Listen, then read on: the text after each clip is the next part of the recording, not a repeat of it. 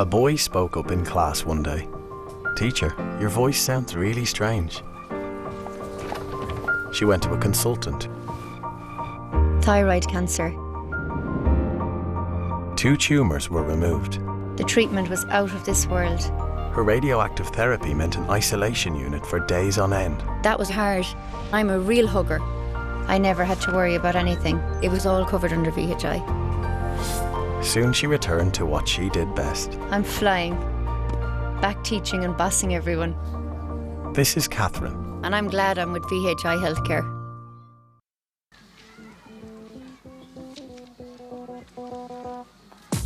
Everyone, all of us. We're all in. I'm in!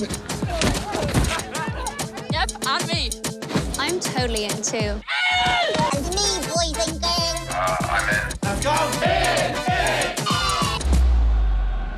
That's everyone, ma'am.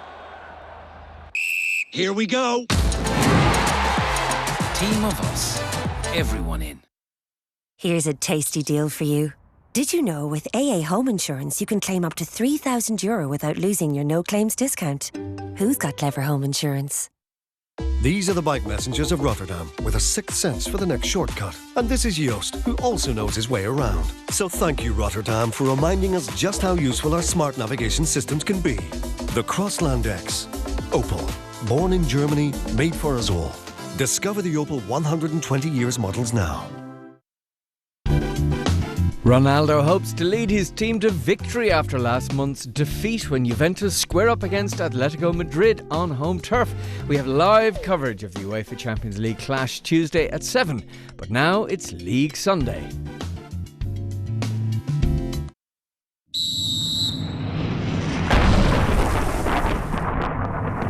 Supporting all 32 counties, Allianz Insurance.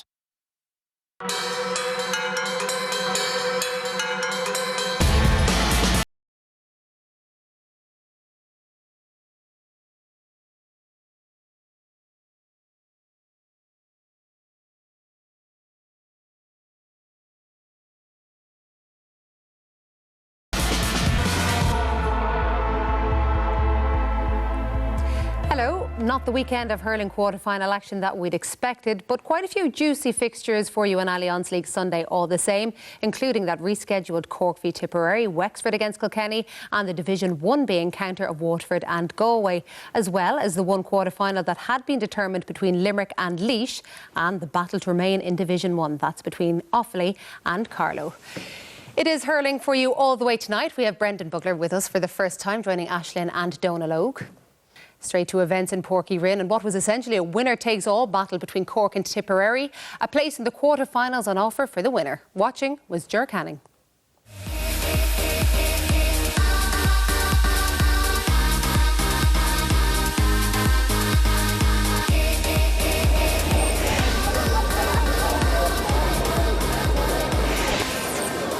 Cork are looking for the win that would guarantee a league quarter-final place. 4 changes made from 2 weeks ago, with Anthony Nash resuming in goal, Darren Brown and Damien Cahalane stationed in front of him, and a start for Alan Cadigan in the inside forward line. Tipperary, fresh from a training week in Spain, make 4 changes as well, with Cathal Barrett fit to start at corner-back, Joe Dwyer chosen at wing-half, plus a couple of new additions of the forward line, Jake Morris on the wing and John McGrath at top of the left.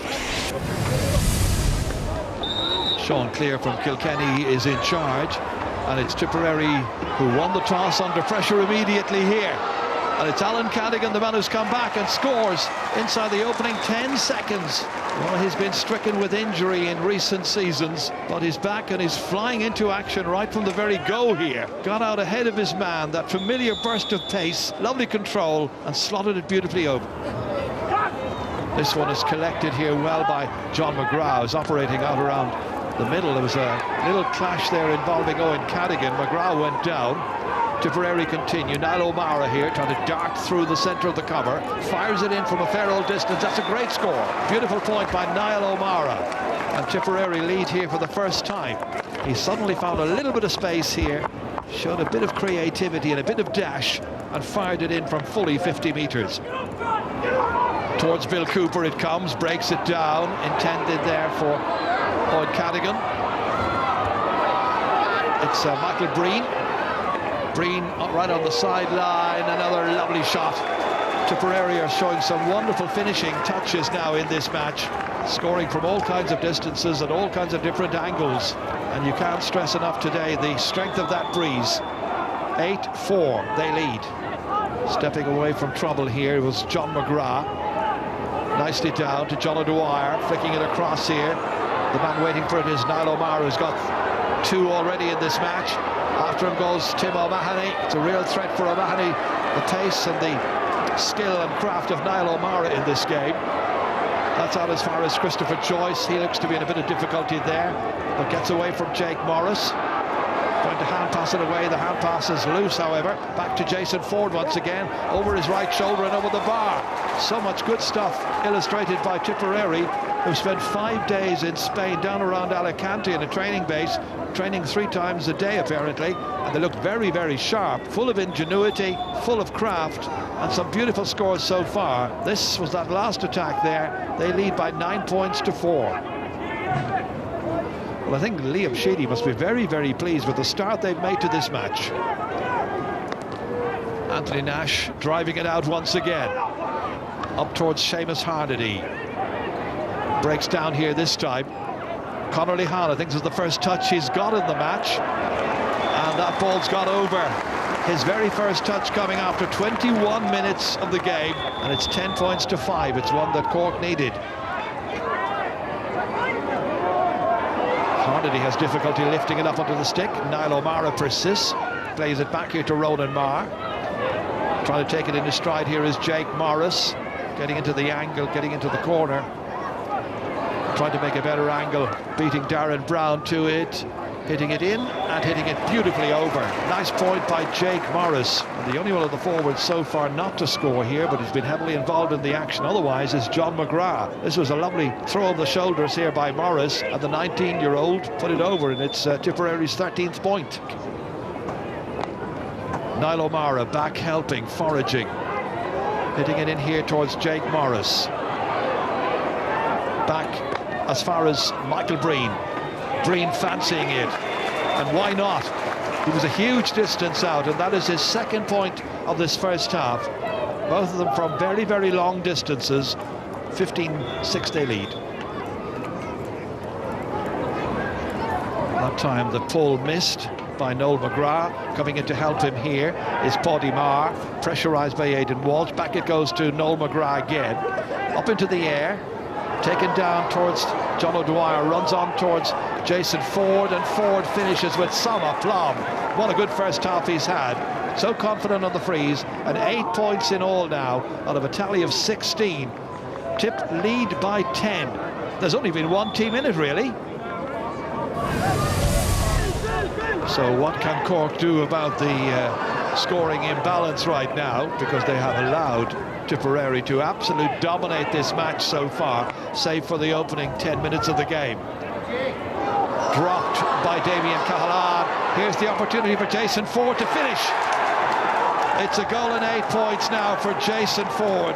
A slip by Damien Cahalane. Should have been able to cut that ball out, but it dropped down kindly for Jason Ford, who went forward here confidently and struck it away past Anthony Nash to make it 117 to 7 points. And Cork's task has become even more monumental. Well, so far the local fans here have had very, very little to cheer about.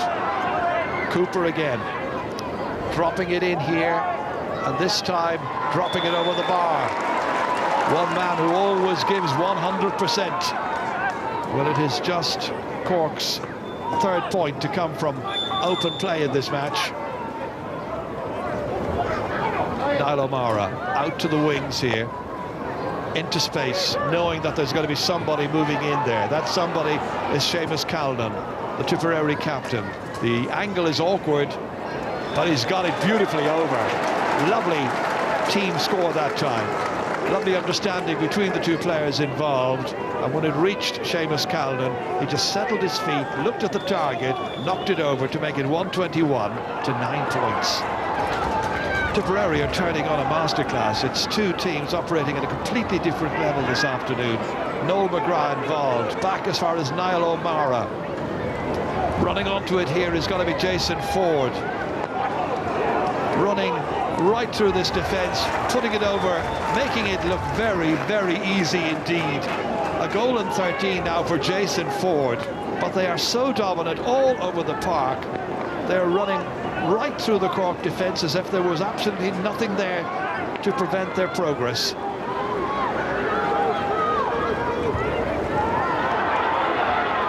Oh, Seamus Harnedy has already been booked in this match, and that time the referee might call him, and if he does so, it'll be the red card that he'll be seeing next. A yellow card earlier on in the game, and now for striking here he's got a red, and I think it's a straight red. Well, this is what happened here. He was against James Barry, two players who played together with UCC in Fitzgibbon Cups, and I think it was just pure frustration, and they knew what to expect immediately he did that. Robbie O'Flynn again. Down here as far as Connolly Hahn, scorer of 2 points already in the game. Trying to cut it inside here. It's a lovely place ball to Aidan Walsh, and Walsh sees it go right across and into the corner. There's something there for the fans to cheer about. So 125 to 110 now. A goal by Aidan Walsh coming after 59 minutes. This is how he finished. Right into the corner and out the other side of the netting. Tipperary have mastered Cork. There could be no arguments about it. Tipperary were much the more focused side here, and they won by 13 points in the end. Liam Sheedy will be very pleased. It's Tipperary 1 goal and 29 points. Cork 1 goal and 16. Overall, very, very pleasing. Scored 129, played well, got a great, I suppose, range of scores, moved the ball well through the lines, and yeah, it was a good day for us and for Tipperary today, and thrilled for the lads. You know, I think, you know, they were unlucky the last two matches by a point, and we could have went either way, but you know, today was emphatic and it was very, very good, so very pleasing. They won every battle. Yes, yeah, they look like the guys that, you know, I mean, the sun must have done them good, but, you know, we were all over the place really, and we'd no competition there. We weren't competitive, our attitude was wrong, so look, we need to get back training. Well, John Myler was absolutely seething there, Brendan. We had this great stat a few weeks ago from Shane Stapleton about how Tip had only won one game in league and championship since last year. So in many ways, regardless of what happens in the league, was this a big, big win and a must-win for Tipperary? Yeah, I think so, Joanne. Yeah, like I think the honeymoon period is kind of over for Liam and Tipperary at the moment, and I think the public were beginning to wonder, okay, we need to start seeing results here at the moment, and I think it was a more important game for Tipperary than it was for Cork, because Tip had an awful lot of questions about their team first and foremost going into today, but they needed a game, they needed a quarter-final to get some game time into the likes of Cathal Barrett. James Barry seems to be, you know, restored at full back again. Noel McGrath as well out midfield, Niall O'Mara centre forward, and Michael Breen seems to have resurrected his form of 2 or 3 years ago as well midfield. So from a Tip point of view, to see those guys in those positions playing well, they needed that, and they need a quarter final. I don't think anybody's going to suggest that either team is going to hammer the other team come May the 12th when they meet in the championship. But does the fact that is when they next meet in the first round of Munster, does it have some sort of an impact on what happens today? To be honest, I don't think so, Joanne. Like it's 9 weeks away from the championship. Like, we've all seen enough results over the years in leagues, and then seeing teams even reversing it when it comes to the championship, and like that's the big one in the sport that we play, and there'll be very few people remember today when in 9 weeks' time when both teams meet. Having said that, like, and I think John referred to it, probably some concerning aspects for Cork, and you'd nearly think that it was, when I heard Tipperary were down in Spain training, I was a bit worried for them today in terms of, you know, if you're doing a lot of training and stuff like that, it's bound to make you a bit leggy, but Cork looked like the team that were actually away training for the last week. Yeah, you can tell. I'm sure you were really concerned about how Tip might fare after that week in Alicante. Aisling, though, are we beginning to see perhaps what Liam Sheedy is trying to do with this team and what way he wants his team to play? Yeah, I think so. We saw a lot of strong interplay from Tip, and even Liam Sheedy there in his interview, post-match interview, he talked about how they move the ball through the lines, and we see examples of it here where Tip are looking up, they're finding the right player, and you see a brilliant pass here, and taking on the score and popping it over the bar. Niall O'Mara bursting through here. Unfortunate, good enough defence here from Cork, but they turn it over, they keep working hard, and they get a point. So, we heard Ger Canning saying that they were below in Alicante, training 3 times a week very hard, but they looked fresh today, as Donald was saying, and you question whether they were working on their communication style, their camaraderie, their gelling together, because we've definitely saw an improvement in that from Tip today, having lost 3 of their league games so far. It was a complete different team out today. Again, here you see a lot of support play, running off the ball, and looking up, finding the right player at the right time, giving the right option. A nice flick out here, and it ultimately finishes in a score from Jason Ford, who had a super game today, scoring 114, and pops it over the bar. So yeah, definitely Sheedy's influence and his intentions are starting to almost seep through and come to the fore. And it does take a couple of weeks and a couple of matches to get that game plan, and that's what the league is about, to try it out. But it seems like it's come to fruition for him and for the team. There does appear to be this divide in opinion as to where Tip might be at the moment and how they might challenge. Did you get any sense, or were you able to get any sense today from where they might be in a few months' time?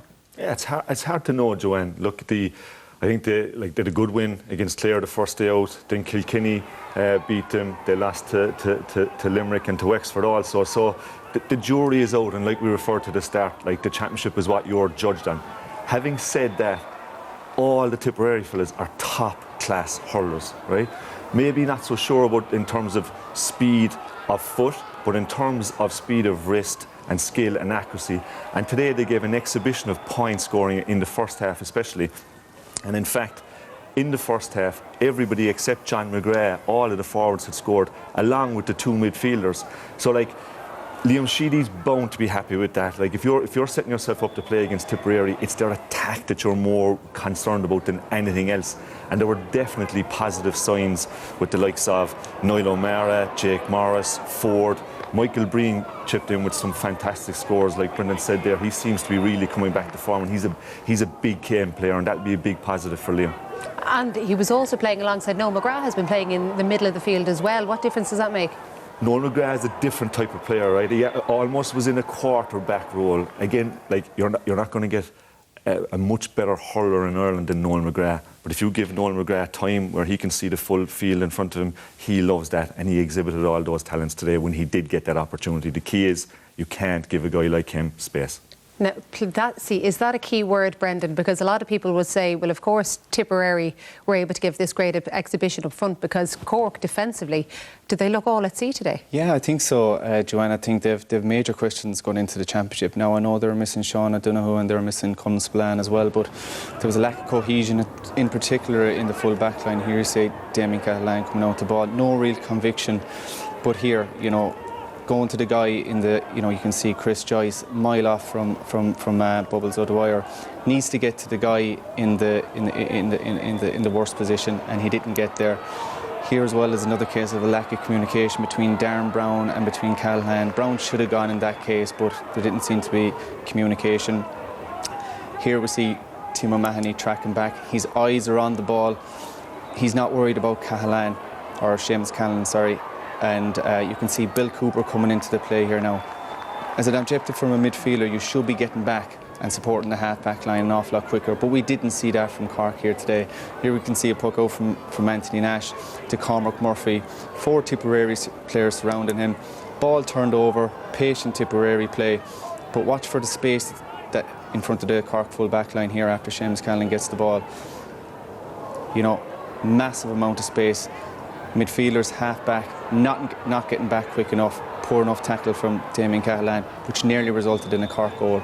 So, compare that to when they played Limerick. They got bodies back. Here was just a play from Peter Casey. Now, watch the play. You can count 1, 2, 3, 4, 5, 6 Cork players circled there. They cut out that danger. That space wasn't there against Limerick. But today, unfortunately, from a Cork point of view, that space was there. Can you claim that, though, could that be some shadow boxing today, given if they were like that against Limerick not that long ago? Is there a possibility they don't want to show their hand? I don't think so. Like what Don Logue was just saying at the start there, Joanne, I don't think so. You know, Cork are obviously looking to put out there, they need to know their best team come championship, and likewise for Tipperary. So I think, like Don Logue said, Cork were the team that looked like the team that were in a training camp all week, and not Tipperary. It was just, I think, a lack of concentration, maybe a lack of communication from players all over the field. But you know, it is worrying enough for John Milo going forward. But as I said, you have players to come back in. Mark Coleman come on at half-time. He'll make a massive difference to their half-back line. You know, Sean O'Donoghue and Spillane to come back in as well. They'll be huge additions. And it's not positive for Cork there, Joanne, is like, you know, it is a truth that you do learn more in defeat, and it'll be pretty easy to talk to those Cork defenders in the next couple of weeks about the Tipperary forwards. So, like, you know, whilst there'll be a lot of positivity from Tipperary and happy day one, you do learn a lot about your players when you get a beating like that. They did get frustrated today, though. Yeah, like I think it was the attitude was probably the biggest disappointment from a Cork point of view right throughout the game. Like, Tipperary seemed to be way more up for it. They seemed to be way more competitive, and there was a couple of signs of, like, Seamus Harney's a top-class player, fantastic captain for Cork. He's a key part of the forward line, but like that's not being a good captain there, and he knows that himself. There's no place for that sort of behaviour, and it was an example almost of Cork's attitude throughout the game. Yeah, Cork got like 4 yellows and 1 red, and we saw Patrick Horgan again as well just here. You know, a little bit of foul play, which isn't something that we'd normally associate him with. It just again goes to show that